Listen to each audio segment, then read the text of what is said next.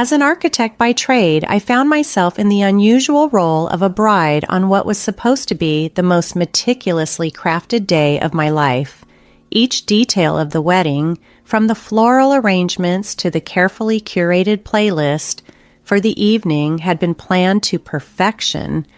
I had envisioned the day like a scene from a romantic novel where love triumphs over all obstacles. At the altar, my fiancé Tyler, an engineer known for his logical and straightforward demeanor, the perfect counterpart to my creativity, waited with a nervous smile. However, as I walked down the aisle, I noticed a distant look in Tyler's eyes, almost as if he was carrying a burden. I tried to dismiss it as mere wedding jitters, but my sense of unease only deepened when I caught Tyler's mother, Betty, whispering to a neighbor with a scrutinizing look. When our eyes met, she forced a smile and mouthed, "You look beautiful," though her eyes betrayed her insincerity. As the ceremony progressed and the pastor asked Tyler if he took me as his lawful wedded wife, there was a tense pause before he uttered, "I do." His eyes, however, were devoid of the warmth I had always associated with those words. During the ring exchange, Betty stood up and loudly declared the need to capture the moment, her statement sounding more like a caution than a celebration. At the reception, Betty approached me with a sarcastic remark about my unconventional dress, hinting at my supposed defiance of norms. Trying to maintain a light atmosphere, I replied that I saw weddings as a celebration of love and felt no need to adhere strictly to tradition. Tyler's attempt to defuse the tension, although comforting, seemed tinged with resignation, unbecoming of such a celebratory occasion. As we began our first dance, Tyler and I moved together mechanically, our bodies close, but our spirits miles apart. The song that was meant to be an anthem of our love now seemed ironic, and when Tyler asked if I was ready for forever, the space between us felt vast and uncertain. I responded affirmatively, hoping against hope that the dark cloud looming over us would soon lift. What I didn't realize was that this was merely the prelude to a series of challenges that would not only test our marriage, but also force me to confront the very essence of who I was. The feeling that something had already ended persisted, even as everyone toasted to our new beginning. After the wedding, returning to our cozy 4-bedroom home, a place meant to be our sanctuary, felt more like stepping into an uncertain future.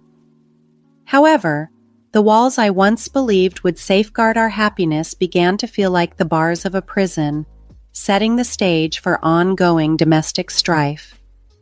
The subtle invasion by Betty, my mother-in-law, started with her frequent, unexpected visits and incessant criticisms. This culminated shockingly when she announced she would be moving in with us indefinitely, taking over the cozy reading nook I cherish so much. My heart sank as I looked desperately at Tyler, hoping he would stand up for our space. I pulled Tyler aside, my voice trembling with emotion. "This is our home, Tyler. Shouldn't we have talked about this before making such a decision?" He met my gaze, but the warmth and love that had shone in his eyes just months before seemed to have vanished. "Mom's getting older, Betty. She shouldn't be alone. She should be with family," he reasoned, emphasizing family in a way that made me feel excluded. "So I'm not family?" I asked, feeling a painful sting as tears welled up. "You know that's not what I mean," he responded, his tone one of frustration. "But Mom has done so much for me. I owe her this." "What about what we owe each other?" I countered. "We just got married, Tyler. This is supposed to be our time to grow together, not accommodate your mother." However, my pleas seemed to fall on deaf ears. The decision was unilateral. My feelings, opinions, and sense of home no longer matter. With that, Betty moved in, and what was once a love nest transformed into a battleground of egos and tensions. Every room felt oppressive, suffocated by her overbearing presence. The quiet corners where I once read peacefully were now gone, as were the tender moments I used to share with Tyler. I found myself not just fighting to save my marriage or reclaim my home, but battling for my own identity, dignity, and peace of mind. The recurring thought haunted me. How did it come to this? How did my life and choices become secondary to someone else's whims? My once tranquil reading nook was now cluttered with Betty's belongings. The kitchen became a stage for her critiques, and my husband, the man I thought I'd grow old with, seemed like a stranger aligned with the opposition. And this was only the beginning. If I thought life was tough before, it was nothing compared to the nightmare that ensued. The atmosphere at home grew increasingly oppressive, as if the walls were literally closing in on me. Amid this escalating tension, the sight of 2 blue lines on a pregnancy test in my trembling hands should have been a moment of joy, a cherished occasion. Yet, under these circumstances, the news of my first pregnancy felt overshadowed by the daunting reality of our domestic life. Standing before the bathroom mirror, with eyes reddened from holding back tears, I realized the pregnancy milestone had become a heavy burden. When I shared the news with Tyler, his reaction was disappointingly indifferent. "Well, that's something," he muttered, quickly diverting the conversation to a home improvement idea his mother had proposed. Betty, however, embraced my pregnancy as if it were her divine calling. She started dictating everything from my diet to my daily activities, and even the hospital where I should give birth. Her interference didn't end with just advice. She made my pregnancy another battleground for her psychological dominance. "You're eating again?" she would remark, eyeing the modest sandwich I had prepared. "Shouldn't you be careful about gaining weight during pregnancy?" I retorted, trying to remain calm. "This is doctor recommended, Betty." She scoffed. "Doctors these days don't know anything. Back in my day, we knew how to manage pregnancies." As the weeks dragged on, my energy dwindled, but Betty's demands escalated. She transformed my home into her kingdom, commanding me to clean, cook, and cater to her whims as if I were a servant, not a pregnant daughter-in-law. "Betty, why haven't you vacuumed the living room yet?" She'd bark from her self-assigned throne in my former reading nook, now her lair for endless phone scrolling and daytime TV watching. "I've been feeling really tired today, Betty. The doctor advised me to take it easy," I replied, my voice saturated with exhaustion. "Tiredness during pregnancy isn't an illness, you know," she retorted. Through all this, Tyler's silence was as loud as ever, his passive compliance adding to the tension. The situation boiled over during a tense dinner when Betty criticized my choice of baby names. "That's a ridiculous name for a child. You might as well pin a kick me sign on his back for his entire school life," she sneered. At my breaking point, I snapped back. "Enough is enough, Betty. This is my child, and I have a say in how to raise him or her." Her eyes flared with anger as her voice escalated. Tyler finally intervened, but not in my support. "Betty, you're being emotional. Mom's just giving her opinion," he said. Looking from Tyler to Betty and then around the house that had become my prison, I felt trapped, humiliated, and utterly isolated. The reflection in my tarnished wedding ring showed a woman I barely recognized, a woman who was gradually losing everything that once defined her. I had once cherished my home, my dignity, and my relentless spirit. However, those values were relentlessly eroded under the strain of continuous conflict. It was during one such family discussion that Betty, with a cold and triumphant tone, looked me straight in the eyes and declared, "If you can't handle a simple family discussion, maybe you shouldn't be a part of this family." Tyler's silence at that moment was deafening, and it sliced through me more painfully than any spoken word ever could. I suddenly realized that my nightmare was not impending. It had already enveloped me, turning my life into an unrecognizable labyrinth of broken dreams and stifled cries. I wandered through the house like a ghost, where each room echoed the absence of the warmth it once held. The baby growing inside me became my sole beacon of hope, the last shred of joy in a life that felt increasingly hollow. Yet, even this small solace was under threat. The breaking point arrived on a frigid evening during one of those dreadful family dinners, which were always thick with tension. I had labored for hours over a meal, anticipating Betty's inevitable criticism. Each of her critiques struck like a sharp jab. Every scoff felt like a slap. I braced myself for her usual disparagement, but this time her words cut deeper than ever. "You think you're fit to be a mother if you can't even manage a household? What are you going to do with a baby?" Betty sneered at each word, a piercing attack on my already fragile self-esteem. My hands shook and tears blurred my vision, but before I could respond, Tyler chimed in, solidifying my despair. "Mom has a point, Betty. You need to step it up. We're going to be parents soon." That was the last straw. A surge of anger mixed with years of accumulated resentment and humiliation coursed through me. "Step it up? Step it up!" I exclaimed, my voice filled with a fierce intensity that even I hadn't expected. "I am carrying our child, managing our house, and enduring relentless emotional abuse from your mother, and you tell me to step it up?" Both Tyler and Betty looked taken aback by the force of my outburst. At that moment, the reality of my situation was stark and unyielding, laying bare the profound isolation and disrespect I faced daily within what was supposed to be the sanctuary of my own home. The tension inside me had built up like a dormant volcano, and finally it erupted. "I'm done. I can't do this anymore," I declared, my voice breaking under the strain. "I won't raise my child in a place where their mother is treated like nothing. If this is what family is to you, then I want no part of it." With those words, I left the dinner table, leaving Tyler and Betty in stunned silence. I quickly packed a small bag, my hands shaking so much that I struggled with the simple action of turning the doorknob. It was then that Betty decided to strike what she thought would be her final blow. "Where do you think you're going? This is Tyler's house, not yours," she sneered. I turned to face her, meeting her gaze firmly. "Actually, Betty, this house is mine. I bought it, and I have every right to decide who stays and who leaves." "Betty, don't do this. Let's talk about it," Tyler implored, his voice desperate, finally grasping the gravity of the situation. "There's nothing left to talk about," I replied, tears streaming down my cheeks as I opened the door to the cold night outside. As I stepped out, I felt the finality of the moment. The door closing behind me seemed to signify the end of a prolonged, tragic chapter in my life. I started walking. Each step away from that house was painful yet necessary.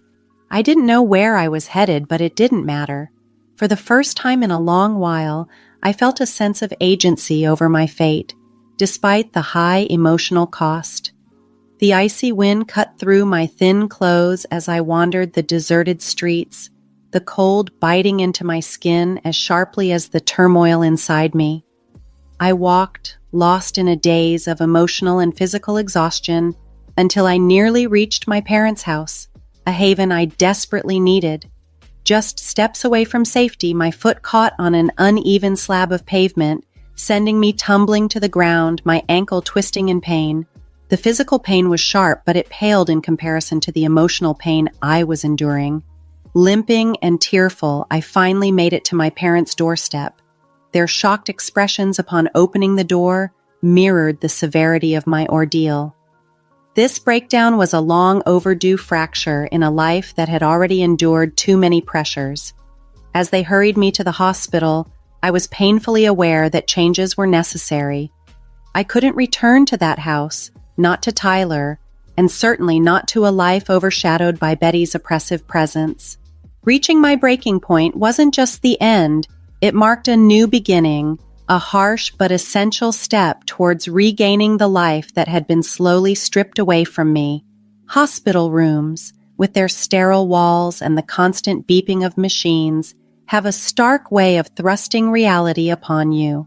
Lying there with my sprained ankle propped up and undergoing checks for any complications from the fall, I experienced a blend of relief and fear. My parents stood by, their faces a mix of concern and quiet anger about the ordeal I had endured. They had always sensed something was amiss in my marriage, but the full extent of its dysfunction was now glaringly obvious. "Sweetheart, what are you going to do now?" my mom asked, breaking the heavy silence. Her voice was laden with concern. I don't know, Mom, but what I do know is that I can't go back. Not now, not ever, I responded, my voice surprisingly steady. My dad, who had been pacing back and forth, stopped and faced me. Your mother and I will support whatever decision you make, but you need to think about your future and the future of your child, he advised. I nodded, my mind already a labyrinth of potential scenarios, each filled with uncertainty but also flecked with the promise of newfound freedom. As we spoke, my phone buzzed with a text from Tyler. Betty, where are you? We need to talk. Without hesitation, I turned off my phone. Whatever Tyler had to say, it was too little, too late. I was done with discussions. It was time for actions that spoke louder than any words could. My first act was a decisive one. I called a family lawyer. With my parents beside me, we discussed divorce proceedings, child custody, and alimony. There was a chillingly clinical aspect to dissecting a failed relationship in legal terms, but it also filled me with a sense of empowerment. For the first time, I was taking control of my life, making decisions that prioritized my well-being and that of my unborn child. A week later, Tyler and Betty were served with divorce papers. This step wasn't just about ending a marriage. It was about reclaiming my independence and laying the groundwork for a future where I could breathe freely, unencumbered by the shadows of a toxic relationship. Along with the divorce papers, my lawyer filed a notice of eviction against Tyler and Betty from the house that was legally mine.